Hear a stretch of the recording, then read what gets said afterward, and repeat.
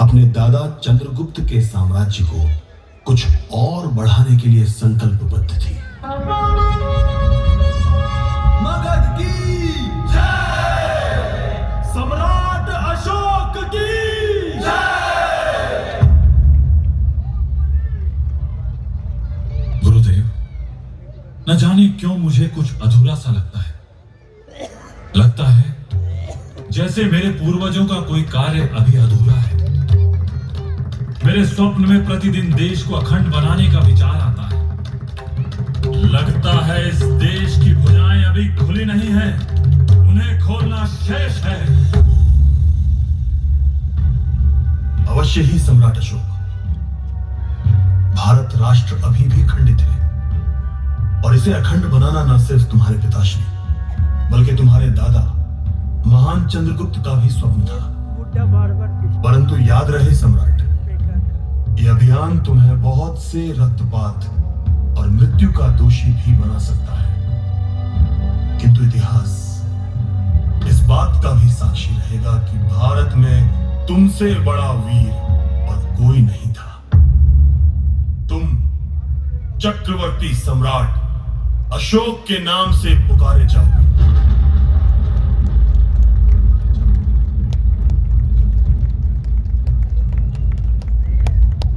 बस फिर क्या था? अशोक ने मेरे बाजू तक्षशिला से ईरान तक खोल दिए। मेरा विस्तार पूरे विश्व को अचंभित कर रहा था, भौगोलिक और आध्यात्मिक दोनों रूपों में।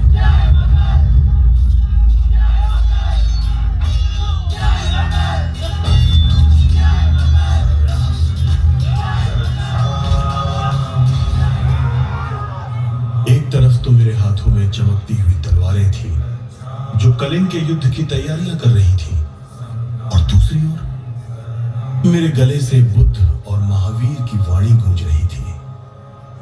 कलिंग के युद्ध ने अशोक के मन पर गहरा घाव दिया। लगभग 1 लाख सैनिक मारे गए और 1.5 लाख से ज्यादा सैनिक बंदी बनाए गए। सम्राट अशोक ने भारत को अखंड तो बनाया, परंतु इतने बड़े युद्ध और रक्त की बहती नदी को देखकर उनका मन अशांत हो गया और इसी कारण उन्होंने बौद्ध धर्म अपनाया और विश्व शांति और समाज सेवा में जुट गए। आज के दौर में मैं जब सड़क किनारे लहलहाते पेड़ों को देखता हूं तो सम्राट अशोक की याद आती है। ये उनकी ही सोच थी कि राह चलते पथिक को छाया भी मिल सके और साथ ही साथ इस धरती को दूषित होने से भी बचाया जा सके। समय अपनी रफ्तार से चलता रहा और 11वीं सदी में मेरा एक और पुत्र जो था वीरों का वीर, महान योद्धा, जो अपनी चतुराई और धनुर्विद्या से समस्त जग को अचंभित कर रहा था, मेरे गौरव में 4 चांद लगा रहा था, वो था पृथ्वीराज चौहान।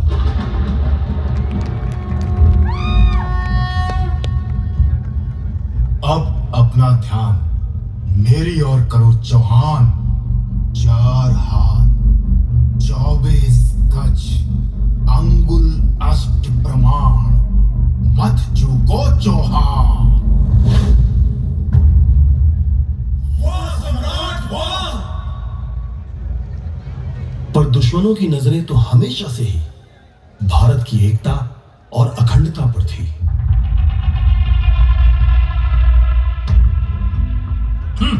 चौहान, बहुत सुना है तुम्हारे बारे में, तुम्हारी वीरता और पराक्रम के बारे में, पर तुम एक बात जान लो, हमने आज तक जिस भी राज्य पर नजर डाली है उसे हमने जीता है, और जीत नहीं पाए तो उसे मिट्टी में मिलाया है।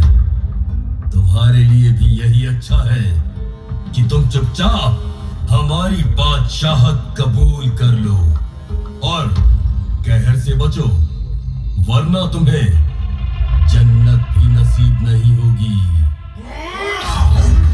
शांत हो जाइए।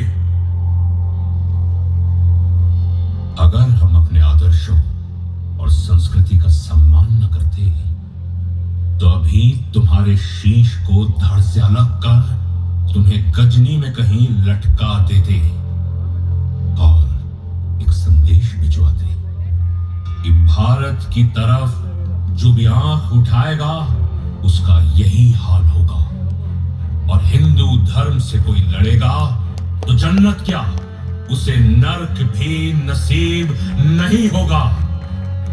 आज का हिंदू अपने देश और मातृभूमि के लिए न जान लेने से कतराता है और न देने से डरता है।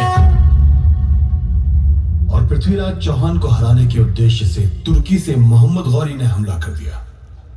पहली ही लड़ाई में पृथ्वीराज चौहान अपने 50,000 सैनिकों के साथ तराइन के मैदान में जाकर 2 लाख तुर्कियों से भिड़ गए।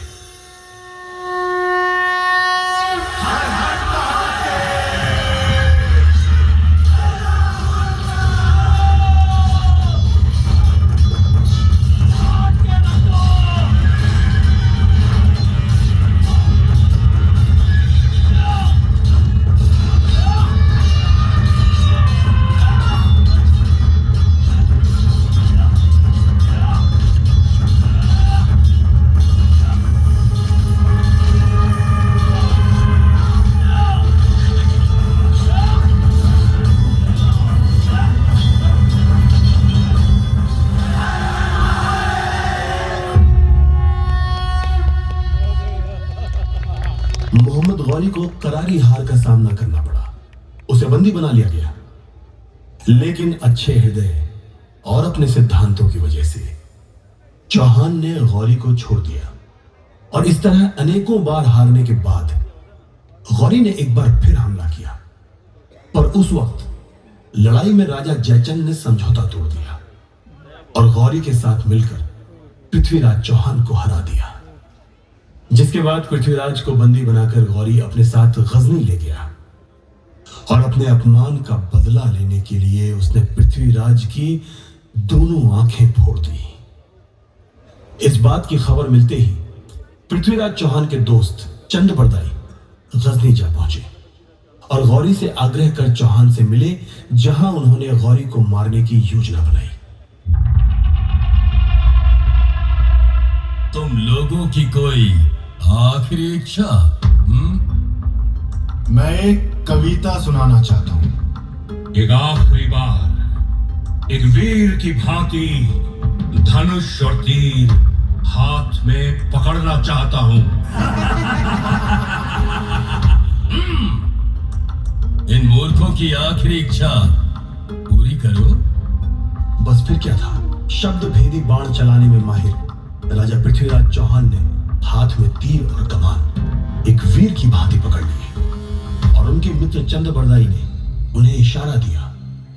4 हाथ 24 गज अंगुल अष्ट प्रमाण, दाऊ पर है सुल्तान, मच्चू को चौहान। इतना सुनते ही चौहान ने तीर चलाया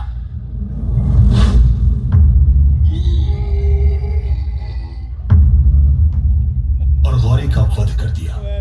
और उसके बाद स्वयं को दुर्दशा से बचाने के लिए चंद्रबरदाई और पृथ्वीराज चौहान ने एक दूसरे को भी मार दिया। साथ जिए और साथ मरेंगे। हर हर महादेव।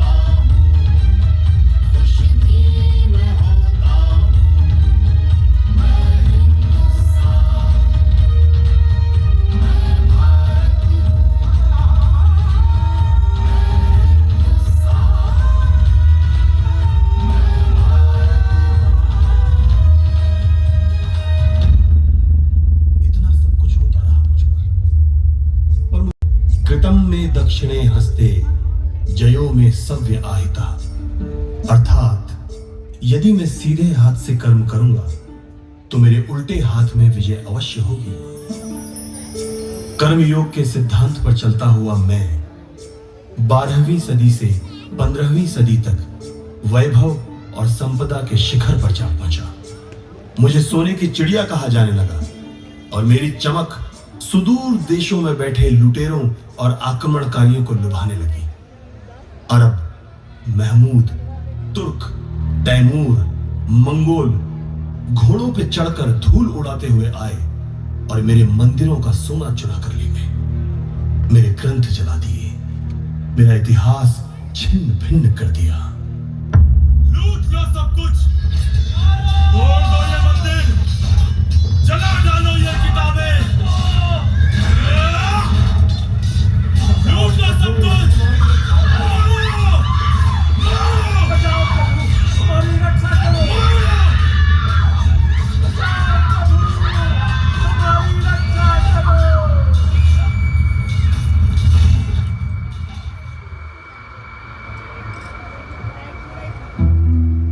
सन 1526 में पानीपत की लड़ाई में लोधी को हराकर बाबर ने मुगल सल्तनत की नींव रखी, पर मेरे वीर पुत्रों ने कभी हार नहीं मानी। 15वीं सदी में मुगलों के सामने बहुत सी रियासतों ने घुटने टेक दी। हेमू को हराने के बाद अकबर का दिल्ली पर कब्जा हो गया, और उसके मन में अभी भी एक पीड़ा थी, क्योंकि उस वक्त बहुत से राजपूताना राजा मुगलों के सामने झुकने को तैयार नहीं थे।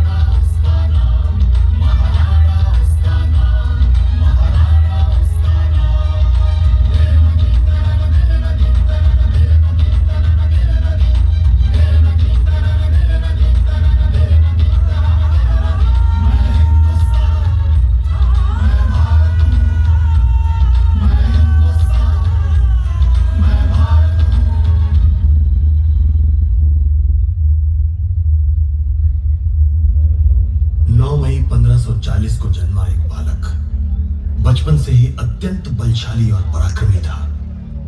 7 फुट 5 इंच लंबा, 80 किलो का भाला, 72 किलो का कवच, 27 किलो की तलवार और हवा की रफ्तार से दौड़ता घोड़ा चेतक, जिसे अकबर कभी झुका नहीं पाया।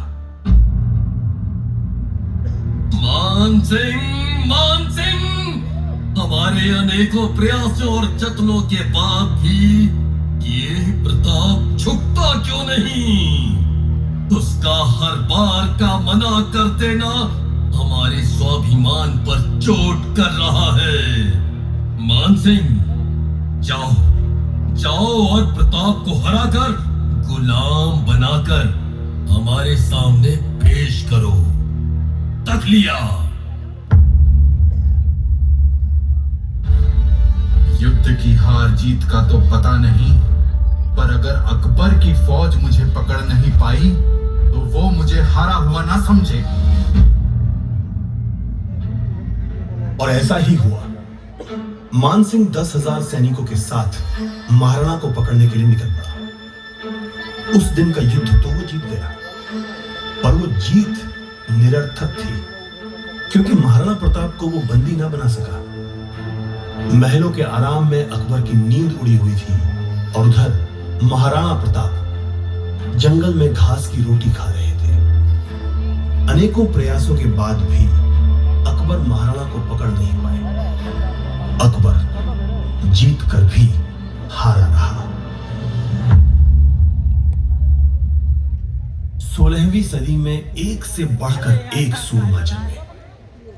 उनमें से एक था वीर शिवाजी, जिसने मराठाओं के साम्राज्य और पूर्ण स्वराज का परचम लहराया, मुगलों की सल्तनत को हिला डाला।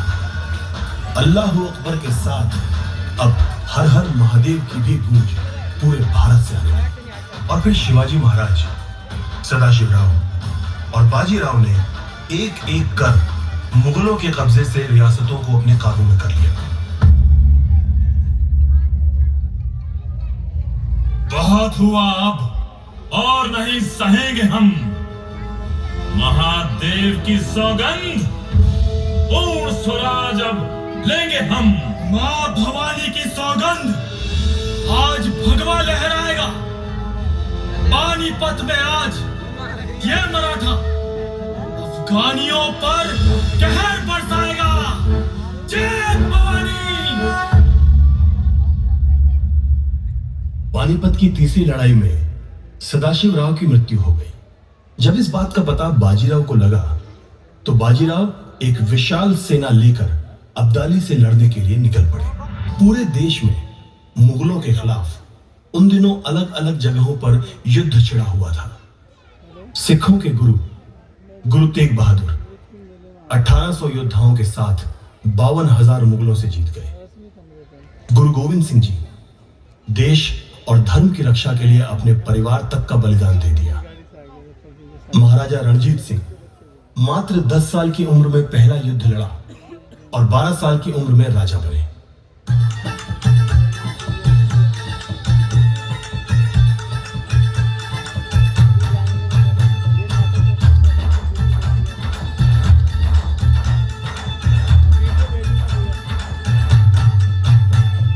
देश धर्म की रक्षा के बन गए वो रखवाले। देश धर्म की रक्षा के बन गए वो रखवाले। बांध कर सर पर कफन, बांध कर सर पर कफन, निकल पड़े मत वाले, निकल पड़े मत वाले, निकल पड़े मत वाले। देश धर्म की रक्षा के बन गए वो रखवाले। देश धर्म की रक्षा के बन गए वो रखवाले। एक बराबर लाख के कहकर भिड़ गए वो सिख प्यारे, वो सिख प्यारे, वो सिख प्यारे, वो सिख प्यारे। हो झुका नहीं सर किसी के आगे, झुका नहीं सर किसी के आगे। हटा दिए सब शीश अपने, ऐसे थे मत वाले, ऐसे थे मत वाले। देश धर्म की रक्षा के बन गए वो रखवाले। देश धर्म की रक्षा के बन गए वो रखवाले।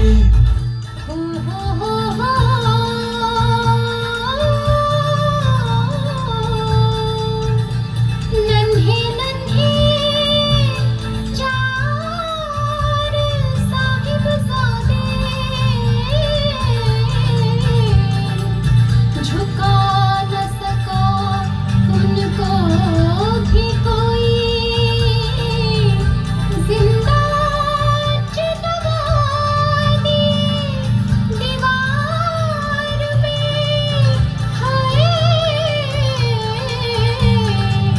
वो मासूम प्यारे,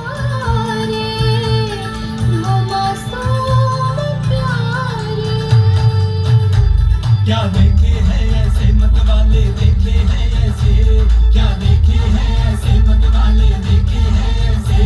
हो बांध कर सर पर कफन, निकल पड़े हिम्मत वाले, हिम्मत वाले, हिम्मत वाले, हिम्मत वाले। देश धर्म की रक्षा के बन गए वो रखवाले। देश धर्म की रक्षा के बन गए वो रखवाले। देश धर्म की रक्षा के बन गए वो रखवाले। देश धर्म की रक्षा के बन गए वो रखवाले। और मेरी यही शांति प्रियता 7 समंदर पार से आए हुए अंग्रेजी सौदागरों के लिए वरदान बन गई। मेरे राजाओं के दरबार में जमीन पर नाक रगड़ने वाले ये गोरे अचानक राज सत्ताओं के स्वामी बन बैठे। इन अंग्रेजों को जहांगीर ने मुगलिया सल्तनत में कारोबार करने की अनुमति दी और वो धीरे धीरे सत्ता में आने की कोशिश करने लगे। पहली बार उनका विरोध 12 अगस्त 1765 को बक्सर में किया गया, जहां मुगल शासक शाह आलम द्वितीय ने अंग्रेजों से लड़ाई लड़ी। विक्टोरिया की भेजी हुई बेड़ियों ने मुझे ऐसे जकड़ लिया कि मेरी रक्त शिराएं पीड़ा से कराह उठी। सैकड़ों वर्षों तक विश्वासघात के धुएं में मेरा दम घुटा। मुझे याद भी नहीं आता कि कितनी बार मेरी गरिमा का हनन हुआ, कितनी बार मेरा स्वाभिमान लुटा। रोज नए कानून और कर लगाकर अंग्रेजी अफसरों ने किसानों और मजदूरों का जीना हराम कर दिया। महारानी एलिजाबेथ जिंदाबाद। आज पूरे भारत में महारानी की हुकूमत है। तुम्हारे बड़े बड़े राजाओं ने तुम्हारे साथ हाथ मिला दिया है और तुम्हें तुम्हारी हाल पर छोड़ दिया है। और अब से तुम जो लगान अपने राजाओं को देते थे वो अब हम तुमसे वसूलेंगे।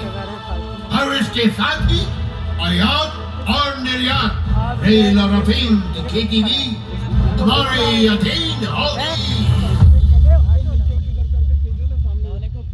अंग्रेजों ने आम जनता, किसानों और मजदूरों को परेशान करना शुरू कर दिया। सारा अनाज लूट लो। हमारे सामने जो नजर उठाएगा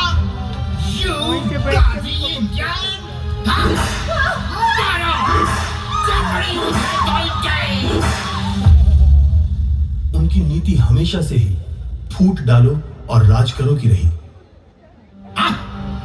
ये रानी लक्ष्मीबाई ने हमारे नाक में दम कर रखा है। अगर तुम हमें उसे हराने में मदद करोगे तो तुम हमारे दोस्त बन जाओगे और तुम्हें झांसी का राजा भी बना दिया जाएगा। आप फिक्र मत कीजिए हुजूर। अरे ये रानी तो मेरे भी रास्ते का कांटा है, इसे तो मैं भी निकालना चाहता हूँ।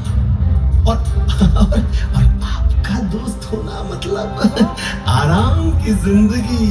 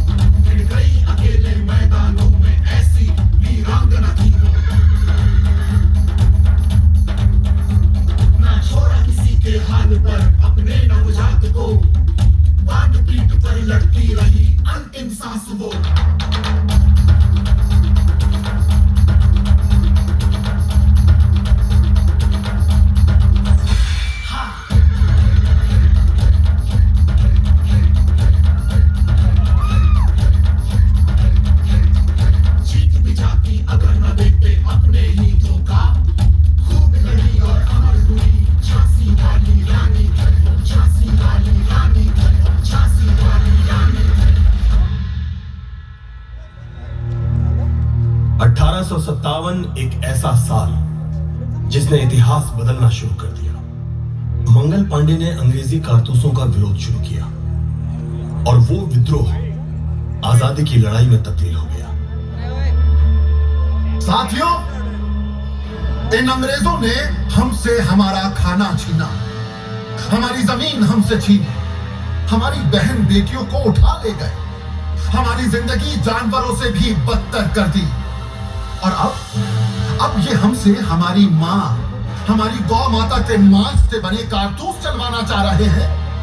वो माता जिसने हमें पाल पोस कर बड़ा किया। नहीं, अब और नहीं, मैं इनके साथ मिलकर अपने ही भाइयों का खून नहीं बहाऊंगा। आज से इन अंग्रेजों से अपने देश को आजाद कराने के लिए मैं लड़ने जा रहा हूं। कौन देगा मेरा साथ? मैं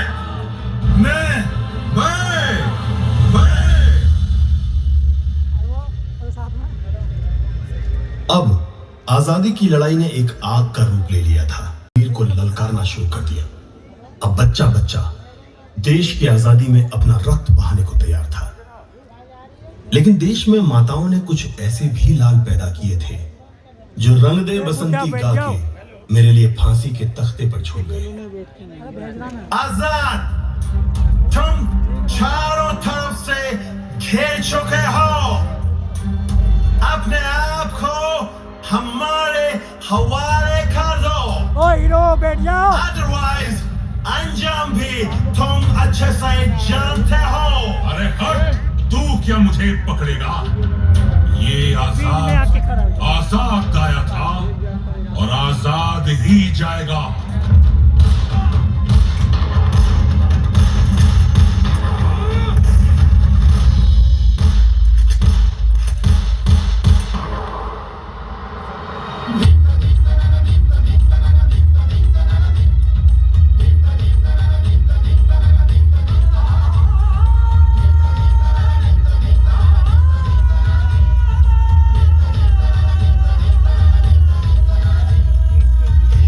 अंग्रेजों ने उस आजाद को जो कभी किसी के बाहों में ना था, सोचा आज पकड़ा जाएगा वो, पर भूले कि आजाद आया और आजाद ही जाएगा वो।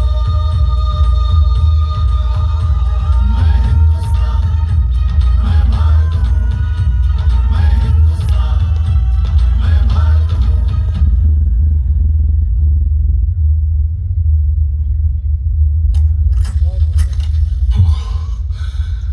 आखिरी गोली।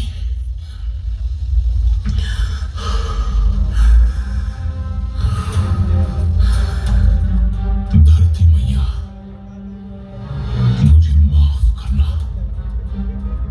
मैं बस इतनी ही तेरी सेवा कर पाया। वंदे मातरम।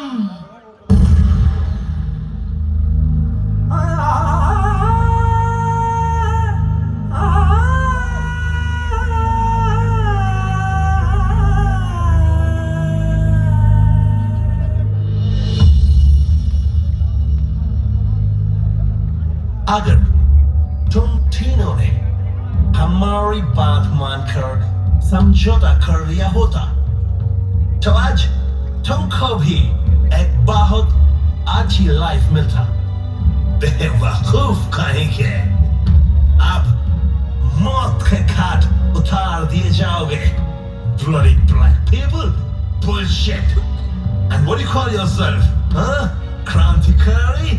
और आजादी के मतवाले।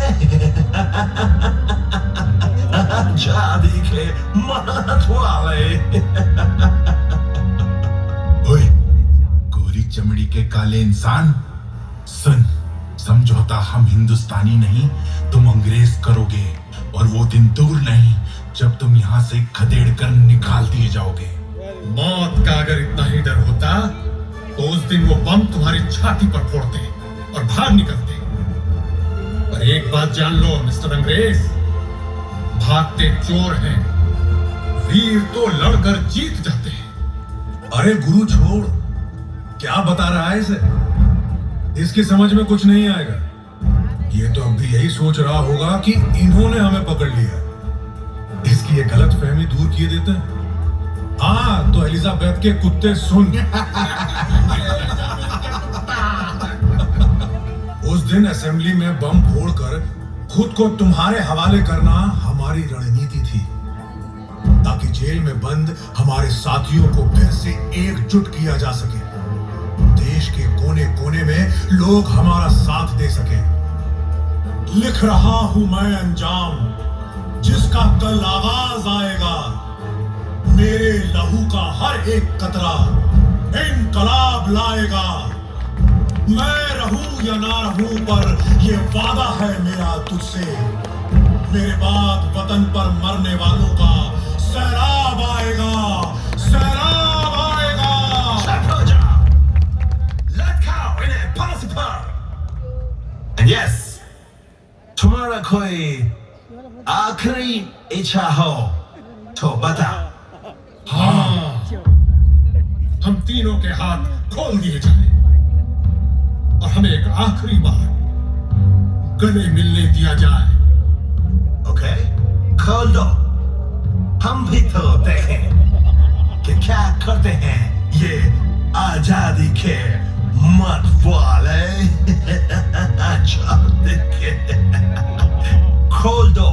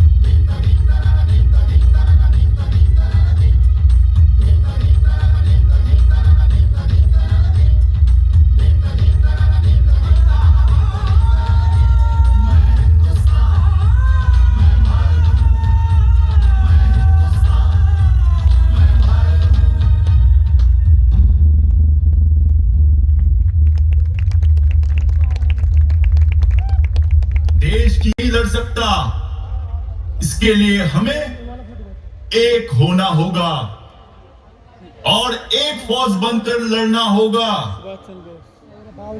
मेरा हर नौजवान से वादा है, तुम मुझे खून दो, मैं तुम्हें आजादी दूंगा। जय हिंद।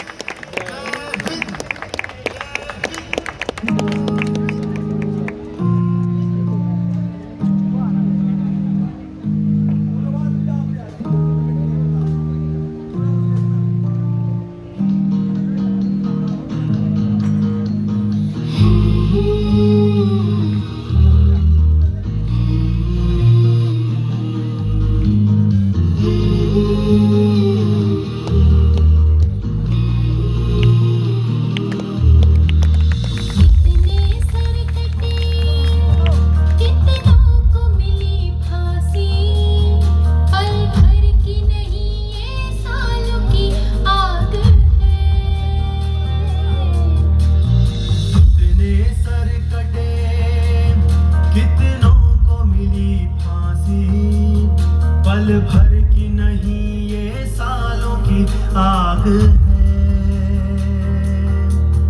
बेदाग नहीं ये खादी, हजारों के खून के इसमें दाग है। अब इस देश को तुमसे आस है, अब इस देश को तुमसे आस है।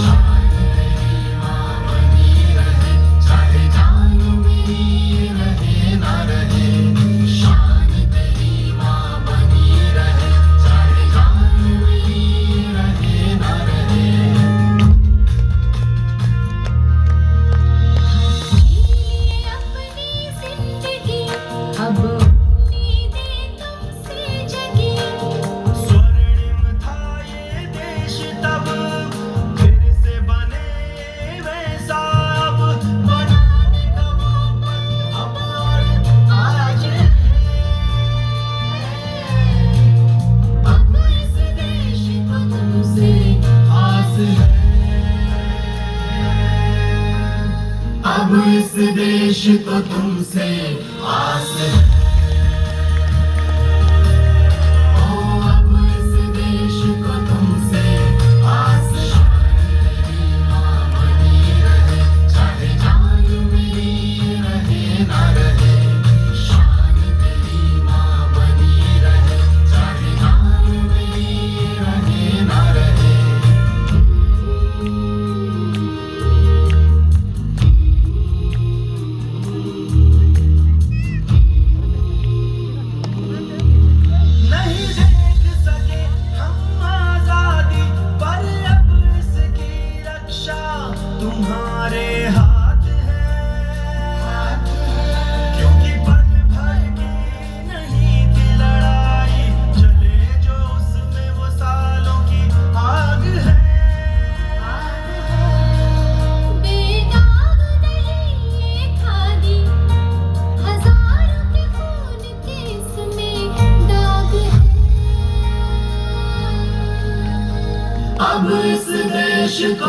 तुमसे आस है।